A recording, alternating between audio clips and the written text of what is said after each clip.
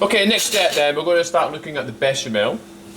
Now for the bechamel, you've got your onion scraps, okay? And in... Showcase the sink. Into your onion scraps goes your bay leaf and your clove, okay? And then you add your milk, you bring it to the boil, okay? And then you take it off. Right, so and the idea is we're going to infuse the milk with some savoury flavourings for our dish. Okay.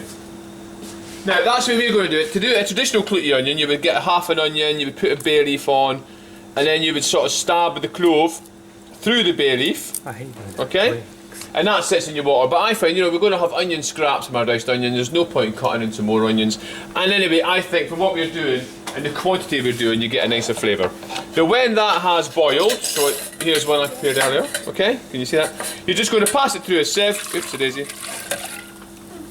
Okay, and there you've got your flavoured milk ready for your bechamel. Okay, now while you're doing that, this is really important. Okay, my mince has been cooking for a good hour.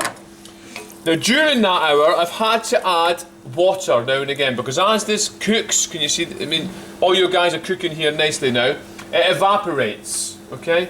And to get your right consistency for your lasagna is really important. If I was to use this one now, can you see that one? Right? It's far too watery, okay? And you just end up with slop lasagna, okay? It wouldn't work, yeah? That's expensive.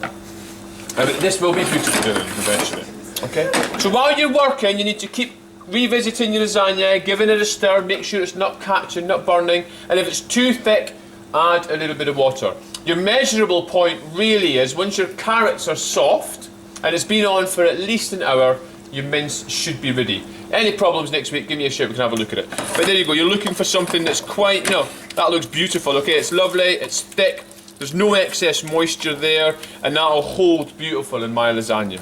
Alright, so that should be looking after that and stuff.